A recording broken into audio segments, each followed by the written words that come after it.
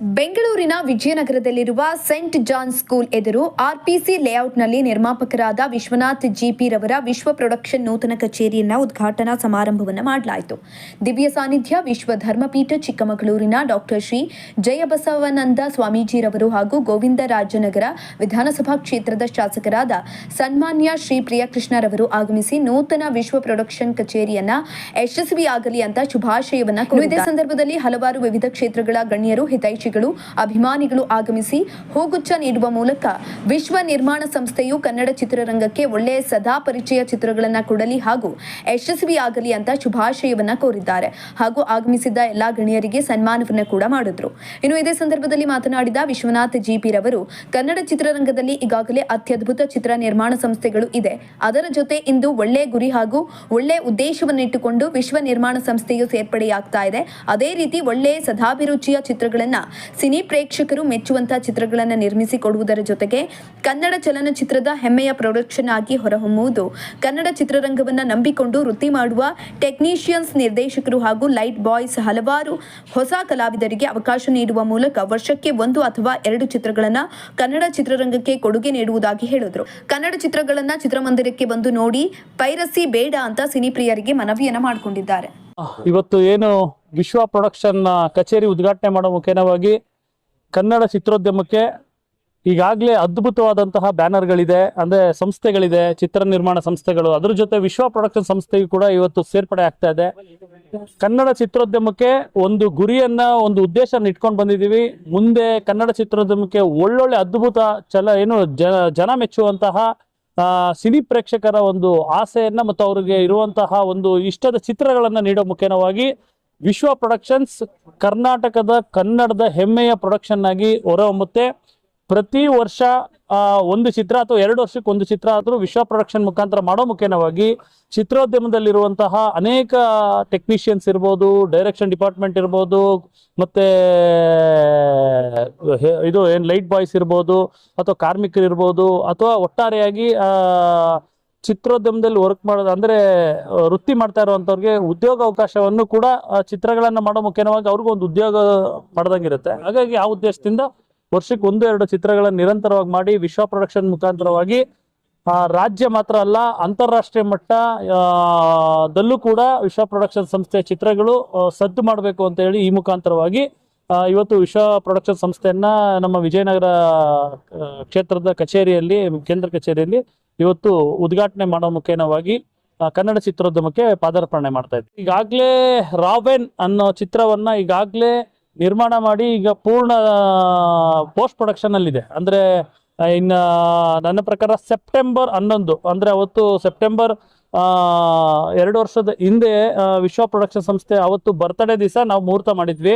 ಇವತ್ತು ಚಿತ್ರ ಪೂರ್ಣ ಮಾಡಿ ಇದೇ ಸೆಪ್ಟೆಂಬರ್ 11ನೇ ತಾರೀಕು 2026ನೇ ತಾರೀಕು ರಾಜ್ಯಾದ್ಯಂತ ಎಲ್ಲ ವಿಶ್ವಾದ್ಯಂತ ರಾವೆನ್ ಚಿತ್ರವನ್ನ ಬಿಡುಗಡೆಯನ್ನಗೊಳಿಸ್ತಾ ಇದ್ದೀವಿ. ಈಗಾಗಲೇ ಚಿತ್ರೀಕರಣ ಮುಕ್ತಾಯಗೊಂಡು production, pre production, post production ಎಲ್ಲ ಮುಗಿದು ಈಗ ಬಿಡುಗಡೆಗೆ ತಯಾರಾಗಿದೆ. ಈಗ ಸೆನ್ಸಾರ್ ಒಂದು ಬಾಕಿ ಇದೆ ಅಷ್ಟೇನೆ. ಹಾಗಾಗಿ ರಾವೆನ್ ಚಿತ್ರ ರೆಡಿ ಇದೆ ಶೀಘ್ರದಲ್ಲೇ ಬಿಡುಗಡೆಗೆ. ತದನಂತರ ವರ್ಣವೇದಂ ಅಂತ ಚಿತ್ರನೂ ಕೂಡ ನಡೀತಾ ಇದೆ. ಅದು ಮೇಬಿ ಇನ್ನೊಂದು ವರ್ಷ ಬಿಡ್ಬೋದು. ರಾವೆನ್ ಚಿತ್ರದಲ್ಲಿ ನಾವು ಕೊಟ್ಟಿರೋದೆಲ್ಲ ಹೊಸಬ್ರಿಗೆ ಅವಕಾಶ. ನಿಮಗೆಲ್ಲ ಗೊತ್ತಿರಬೇಕು, ರೋಡ್ ರೋಮಿಯೋ ಖ್ಯಾತಿಯ ದಿಲೀಪ್ ಪೈ ಅವರು ಹೀರೋ ಆಗಿ ನಟಿಸಿದ್ದಾರೆ. ಅದೇ ರೀತಿ ಜೊತೆಯಲ್ಲಿ ಸೀರಿಯಲ್ ಇದ್ದಂತಹ ನಮ್ಮ ದೇವಯ್ಯ ಅವರು, ಅಂದ್ರೆ ಅನಿರೋಧ್ ಸರ್ ಆದ್ಮೇಲೆ ಇನ್ನೊಬ್ರು ಇದ್ರಲ್ಲ ದೇವಯ್ಯ ಅಂತ, ಇದರಲ್ಲಿ ಅವರು ಕೂಡ ನಾಯಕ ಡೈರೆಕ್ಟರ್ ಆಗಿ ಅಭಿನಯ ಮಾಡಿದ್ದಾರೆ. ಅವರು ಕೂಡ ಹೊಸಬ್ರೆ. ಮತ್ತೆ ಸ್ವಪ್ನ ಶೆಟ್ಟಿಗರ್ ಅಂತ ಅವರು ಕೂಡ ಹೊಸಬ್ರೆ ಹೀರೋಯಿನ್, ಅವರು ಕೊಟ್ಟಿದ್ದೀವಿ. ಮತ್ತೆ ಮಂಗಳೂರು ದಿನೇಶ್ ಅವರು ಈ ಚಿತ್ರದಲ್ಲಿ ಕ್ಯಾರೆಕ್ಟರ್ ಮಾಡಿದ್ದಾರೆ. ಮತ್ತೆ ಸುಚೇಂದ್ರ ಪ್ರಸಾದ್ ಅವರು ಹಿರಿಯ ನಟರು, ಅವರು ಕೂಡ ಇದರಲ್ಲಿ ಆಕ್ಟಿಂಗ್ ಮಾಡಿದ್ದಾರೆ. ಈ ರೀತಿ ತುಂಬಾ ದೊಡ್ಡ ಒಂದು ತಾರಾಗಣ ಇರುವಂತಹ, ಮತ್ತೆ ಡಾಕ್ಟರ್ ಲೀಲಾ ಮೋಹನ್ ಅವ್ರು ಮಾಡಿದ್ದಾರೆ, ಶ್ರೇಯಸ್ ಅವ್ರು ಮಾಡಿದ್ದಾರೆ, ರಾಘವೇಂದ್ರ ಅವ್ರು ಮಾಡಿದ್ದಾರೆ. ಈ ತರ ಅಂದ್ರೆ ತುಂಬಾ ದೊಡ್ಡ ಒಂದು ಚಿತ್ರತಂಡದಲ್ಲಿ ಇದೆ. ಅದೇ ರೀತಿ ನಮ್ಮ ನಿರ್ದೇಶಕರು ಅಷ್ಟೇ ಬಹಳ ಅದ್ಭುತವಾಗಿ ಚಿತ್ರವನ್ನ ನಿರ್ದೇಶನ ಮಾಡಿದ್ದಾರೆ, ವೇದ್ ಅವರು. ಹಾಗೆ ಮ್ಯೂಸಿಕ್ ಅನ್ನು ಮ್ಯಾಡಿ ಅವರು ಅದ್ಭುತವಾಗಿ ಮಾಡಿದ್ದಾರೆ. ಅದೇ ನಮ್ಮ DOP ರಾಕೇಶ್ ಅವರು ಬಹಳ ಅದ್ಭುತವಾಗಿ ಕ್ಯಾಮ್ರಾ ವರ್ಕ್ ಮಾಡಿದ್ದಾರೆ. ಒಂಥರ ಚಿತ್ರ ಅದ್ಭುತವಾಗಿ ಮೂಡ್ ಬಂದಿದೆ. ಒಂಥರ ಸಸ್ಪೆನ್ಸ್ ಥ್ರಿಲ್ಲರ್ RR ಆ ರೀತಿಯಾದಂತಹ ಒಂದು ಚಿತ್ರ. ಸೆಪ್ಟೆಂಬರ್ 11ಕ್ಕೆ ವಿಶ್ವಾದ್ಯಂತ ಬಿಡುಗಡೆ ಆಗೋ ಮುಖೇನವಾಗಿ ಕನ್ನಡ ಚಿತ್ರೋದ್ಯಮದ ಅನೇಕ ದಿಗ್ಗಜರುಗಳು ಏನು ಡಾಕ್ಟರ್ ರಾಜ್ಕುಮಾರ್ ಅವ್ರು ಇರ್ಬೋದು, ವಿಷ್ಣುವರ್ಧನ್ ಅವ್ರು ಇರ್ಬೋದು, ಅಂಬರೀಷ್ ಅವ್ರು ಇರ್ಬೋದು, ಶಂಕರಣ್ಣ ಇರ್ಬೋದು, ಈ ರೀತಿ ಅಂದ್ರೆ ಘಟಾನುಘಟಿಗಳು ಅಂದ್ರೆ ಖಳನಾಯಕ ನಟರುಗಳಿರ್ಬೋದು, ಅಂದ್ರೆ ನಿರ್ದೇಶಕರುಗಳಿರ್ಬೋದು, ಪುಟ್ಟಣ್ಣ ಕಣಗಾಲರು, ಈ ರೀತಿ ಅನೇಕ ದಿಗ್ಗಜರುಗಳು ಈ ಕನ್ನಡ ಚಿತ್ರೋದ್ಯಮವನ್ನ ಕಟ್ಟಿ ಬೆಳೆಸಿದ್ದಾರೆ. ಹಾಗಾಗಿ ಆ ಚಿತ್ರೋದ್ಯಮವನ್ನ ನಾವೆಲ್ಲ ಮುಂದಕ್ಕೆ ಏನು ಮುಂದೆ ಬರುವಂತಹ ಸಾಕಷ್ಟು ಜನ ನಿರ್ಮಾಪಕರು, ನಿರ್ದೇಶಕರು, ತಂತ್ರಜ್ಞಾನರು ಎಲ್ಲರೂ ಒಟ್ಟಾಗಿ ಕನ್ನಡ ಚಿತ್ರೋದ್ಯಮವನ್ನ ತಗೊಂಡ್ಕೊಂಡು ಹೋಗ್ಬೇಕಂದ್ರೆ ಒಳ್ಳೆ ಸದಿಭಿರುಚಿ ಚಿತ್ರಗಳನ್ನ ನಾವು ಕೊಟ್ಟಾಗ ಪ್ರೇಕ್ಷಕರು ಖಂಡಿತ ಒಂದು ಚಿತ್ರವನ್ನ ಗೆಲ್ಲಿಸ್ತಾರೆ, ನೋಡ್ತಾರೆ. ನಾವು ಒಳ್ಳೆ ಚಿತ್ರಗಳನ್ನ ಕೊಡದೆ ಅವ್ರು ಬಂದಿಲ್ಲ ಅಂತ ಹೇಳೋದ್ಕಿಂತ ನಾವು ಒಳ್ಳೆ ಚಿತ್ರಗಳನ್ನ ಕೊಡಬೇಕು. ಆಗ ಕನ್ನಡ ಚಿತ್ರೋದ್ಯಮ ಇಡೀ ಪ್ರಪಂಚದ ಯಾವುದೇ ಚಿತ್ರೋದ್ಯಮಕ್ಕಿಂತ ಏನು ಕಡಿಮೆ ಏನಿಲ್ಲ. ಹಾಗಾಗಿ ಇವತ್ತು ಕಾಲಿವುಡ್, ಬಾಲಿವುಡ್, ಹಾಲಿವುಡ್ ಎಲ್ಲ ವುಡ್ಕಿಂತ ನಮ್ಮ Sandalwood evergreen super wood. Sandal ಅಂದ್ರೆ ಏನ್ ಹೇಳಿ, ಘಮಘಮ. ವಿಶ್ವ ಪ್ರೊಡಕ್ಷನ್ಸ್ ಮುಖಾಂತರವಾಗಿ ಒಳ್ಳೊಳ್ಳೆ ಚಿತ್ರಗಳನ್ನ ನಿರ್ಮಾಣ ಮಾಡೋ ಮುಖೇನವಾಗಿ ಕನ್ನಡ ಚಿತ್ರೋದ್ಯಮಕ್ಕೆ ನಮ್ದು ಒಂದು ಅಳಿಲ್ ಸೇವೆಯನ್ನ ನಿರಂತರವಾಗಿ ಮಾಡೋಣ ಅಂತ ಹೇಳಿ ಈ ಮುಖಾಂತರವಾಗಿ ವಿಶ್ವ ಪ್ರೊಡಕ್ಷನ್ ಸಂಸ್ಥೆ ಕೇಂದ್ರ ಕಚೇರಿಯನ್ನ ಉದ್ಘಾಟನೆ ಮಾಡ್ತಾರೆ. ವಿಶ್ವನಾಥ್ ಜಿ.ಪಿ. ಮಾಡುವ ಮನಂಪೂರ್ವಕವಾದಂತಹ ನಮಸ್ಕಾರ. ದಯವಿಟ್ಟು ಕನ್ನಡ ಚಿತ್ರಗಳನ್ನ ದಯವಿಟ್ಟು ಬಂದು ಥಿಯೇಟರ್ ಅಲ್ಲೇ ನೋಡಿ. ಗೊತ್ತು ಇವತ್ತು OTT TV ಏನು OTT ಎಲ್ಲ ಬಂದಾದ್ಮೇಲೆ ಬಹಳಷ್ಟು ಚಿತ್ರಗಳು ಈಗ ಒಂದು 15 ದಿವಸ ಒಂದು ತಿಂಗಳಲ್ಲೆಲ್ಲ OTT ಬಂದ್ಬಿಡುತ್ತೆ. ಆದ್ರೂ ದಯವಿಟ್ಟು ನೀವೆಲ್ಲ ಬಂದು ಥಿಯೇಟರ್ಗೆ ಚಿತ್ರಗಳನ್ನ ನೋಡಿದ್ರೇನೆ ಕನ್ನಡ ಚಿತ್ರೋದ್ಯಮ ಉಳಿಯೋಕೆ ಸಾಧ್ಯ ಆಗೋದು. ನಿಮ್ಮೆಲ್ಲರ ಸಹಕಾರ, ಪ್ರೋತ್ಸಾಹ, ಆಶೀರ್ವಾದ ಇರಬೇಕು ಅಂತ ಈ ಮುಖಾಂತರ ಹೇಳ್ತೀನಿ. ಎಲ್ಲರಿಗೂ ಧನ್ಯವಾದಗಳು. ಶುಭವಾಗ್ಲಿ, ಒಳ್ಳೇದಾಗ್ಲಿ. ಹಾಗೆ ನನ್ನ ಪ್ರೀತಿಯ ಮೀಡಿಯಾ ಮಿತ್ರರಿಗೂ ಕೂಡ ಅಷ್ಟೇ, ನೀವೆಲ್ಲ ನಮ್ಗಳ ಕಣ್ಣಿದ್ದಂಗೆ. ಯಾಕಂದ್ರೆ ನಮ್ಗಳ ಮತ್ತು ಪ್ರೇಕ್ಷಕರ ನಡುವೆ ಏನಾದ್ರು ಒಂದು ವಿಷಯಗಳನ್ನ ತಲುಪಿಸ್ಬೇಕಾದ್ರೆ ಇವತ್ತು ಮೀಡಿಯಾ ತುಂಬಾನೇ ಮುಖ್ಯ ಆಗುತ್ತೆ. ಅದು ಪತ್ರಿಕಾ ಮೀಡಿಯಾ ಆಗಿರ್ಬೋದು, ಪ್ರಿಂಟ್ ಮೀಡಿಯಾ ಆಗಿರ್ಬೋದು, ಡಿಜಿಟಲ್ ಮೀಡಿಯಾ ಆಗಿರ್ಬೋದು, ಅಥವಾ ಯಾವುದೇ ಸೋಷಿಯಲ್ ಮೀಡಿಯಾ ಆಗಿರ್ಬೋದು, ಎಲ್ಲ ಒಟ್ಟಾರೆ ಪತ್ರಿಕಾ ವೃಂದದವರೆಗೂ ಕೂಡ ಮನಪೂರ್ವಕವಾಗಿ ನಾನು ಅಭಿನಂದನೆ ಸಲ್ಲಿಸುತ್ತಾ, ನಿಮ್ಮೆಲ್ಲರ ಸಹಕಾರ, ಆಶೀರ್ವಾದ, ಬೆಂಬಲ, ಪ್ರೋತ್ಸಾಹ ಹೀಗೆ ಇರಲಿ. ಎಲ್ಲರಿಗೂ ಕೂಡ ತಾಯಿ ಭುವನೇಶ್ವರಿ ಒಳ್ಳೇದ್ ಮಾಡಲಿ. ಎಲ್ಲೇ ಇರು, ಹೇಗೆ ಇರು, ಎಂದೆಂದಿಗೂ ನೀ ಕನ್ನಡವಾಗಿರು. ಜೈ ಕರ್ನಾಟಕ ಮಾತೆ. ಒಂದು ವಿಶ್ವ ಪ್ರೊಡಕ್ಷನ್ಸ್ ಆಫೀಸನ್ನ ಉದ್ಘಾಟನೆ ಮಾಡ್ತಾ ಇದ್ದಾರೆ. ನಿಜವಾಗಿ ವಿಶ್ವನಾಥ್ ಅವರ ಸಾಧನೆ ಮತ್ತು ವ್ಯಕ್ತಿತ್ವ, ಅವರ ಕೆಲಸ ಕಾರ್ಯಗಳನ್ನು ಬಹುಪಾಲು ಜನರಿಗೆ ಗೊತ್ತಿದೆ.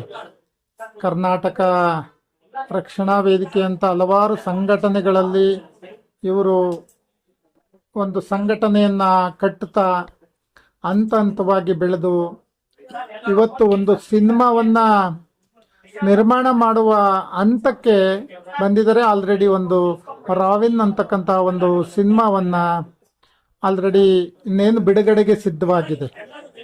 ಮುಂದಿನ ದಿನಗಳಲ್ಲಿ ಇವರ ಸೇವೆ ಅತ್ಯಂತ ಅಗಾಧವಾಗಿ, ಸಮಾಜಮುಖಿಯಾಗಿ, ಜೊತೆಗೆ ಸಿನಿಮಾ ಕ್ಷೇತ್ರ ಅಂತಕ್ಕಂಥದ್ದು ಒಂದು ದೊಡ್ಡ ಸಮುದ್ರ ಇದ್ದ ಹಾಗೆ. ಕನ್ನಡ ಕಲಾಭಿಮಾನಿಗಳಿಗೆ ಮತ್ತೊಬ್ಬ ಕಲಾವಿದ, ಮತ್ತೊಬ್ಬ ನಿರ್ಮಾಪಕ, ಮತ್ತೊಬ್ಬ ನಿರ್ದೇಶಕ, ಮತ್ತೊಬ್ಬ ಕತೆ ಕವನ ಸಂಕಲನಗಳ ಎಲ್ಲ ಸಮ್ಮಿಶ್ರಣವನ್ನು ಹೊಂದಿರತಕ್ಕಂಥ ಒಬ್ಬ ಕಲಾವಿದ ಕನ್ನಡ ಸಿನಿಮಾ ಕ್ಷೇತ್ರಕ್ಕೆ ಅಥವಾ ಸ್ಯಾಂಡಲ್ವುಡ್ಗೆ ಸಿಗ್ತಾ ಇರ್ತಕ್ಕಂಥದ್ದು ಬಹಳ ಹೆಮ್ಮೆಯ ವಿಚಾರ. ಯಾಕೆಂದ್ರೆ ಕರ್ನಾಟಕ ಎಷ್ಟೋ ಜನ ದೊಡ್ಡ ಸಾಹಿತಿಗಳು, ನಾಗ್ತಿಹಳ್ಳಿ ಚಂದ್ರಶೇಖರ್ ಅಂತವರು, ಕಣಗಾಲ್ ಪುಟ್ಟಣ್ಣನಂತವರು, ಡಾಕ್ಟರ್ ರಾಜ್ಕುಮಾರ್ ಅಂತ ಎಷ್ಟೋ ಜನ ಉದಯೋನ್ಮುಖ ವ್ಯಕ್ತಿಗಳು ನಾವು ನೋಡ್ತಾ ಬಂದಿದ್ದೀವಿ. ನಟರಾಗಿ ವಿಷ್ಣುವರ್ಧನ್, ಅಂಬರೀಷ್ ಅಂತ, ಶಂಕರ್ನಾಗರ್ ಅಂತ ಎಷ್ಟೋ ಜನ ಕಲಾವಿದರು, ಸಾವಿರಾರು ಜನ ಕಲಾವಿದರು, ಸಾವಿರಾರು ಜನ ತಂತ್ರಜ್ಞರು, ಲಕ್ಷಾಂತರ ಜನ ಕಲಾವಿದರು ಕನ್ನಡದ ಸ್ಯಾಂಡಲ್ವುಡ್ನಲ್ಲಿದ್ದಾರೆ. ಅವರ ನಡುವೆ ವಿಶ್ವನಾಥ್ ರವರು ಧ್ರುವತಾರಿಯಾಗಿ ಮಿಂಚಲಿ ಅಂತಕ್ಕಂಥದ್ದು ನಮ್ಮ ಅಭಿಪ್ರಾಯ ಆಗಿದೆ. ಈ ಸಂದರ್ಭದಲ್ಲಿ ಅವರು ಏನು ಪ್ರೊಡಕ್ಷನ್ ಹೌಸ್ ಪ್ರಾರಂಭ ಮಾಡಿದ್ದಾರೆ, ಈ ಪ್ರೊಡಕ್ಷನ್ನಲ್ಲಿ ನೂರಾರು ಸಿನಿಮಾಗಳು ಬರಲಿ, ಇವರಿಗೆ ಒಳ್ಳೆ ಯಶಸ್ಸು ಸಿಗಲಿ, ಕೀರ್ತಿ ಸಿಗಲಿ. ದೈವ ಭಕ್ತರಿದ್ದಾರೆ. ಬಸವೇಶ್ವರ ಶಿಕ್ಷಣ ಸಂಸ್ಥೆಯ ಒಬ್ರು ಡೈರೆಕ್ಟರ್ ಇದ್ದಾರೆ. ಆ ರೀತಿಯಲ್ಲಿ ಎಷ್ಟೋ ಕೆಲಸಗಳನ್ನು ಮಾಡ್ತಾರೆ. ಎಷ್ಟೋ ಜನ ಯುವಕರಿಗೆ ಲೀಡರ್ ಆಗಿದ್ದಾರೆ. ಅಂಥ ವ್ಯಕ್ತಿ ಇವತ್ತು ಸಿನಿಮಾ ಕ್ಷೇತ್ರಕ್ಕೆ ಒಂದು ಕೊಡುಗೆಯನ್ನು ನೀಡಲಿ ಅಂತ ಈ ಸಂದರ್ಭದಲ್ಲಿ ಆ ಪ್ರೊಡಕ್ಷನ್ಗೆ ನಾನು ಶುಭವನ್ನು ಕೋರ್ತೇನೆ. ವಿಶ್ವನಾಥ್ ರವರಿಗೆ ಯಶಸ್ವಿಯಾಗಿ ಅವರ ಕೆಲಸ ಕಾರ್ಯಗಳು ನಡೀಲಿ ಅಂತ ಕೋರ್ತೇನೆ.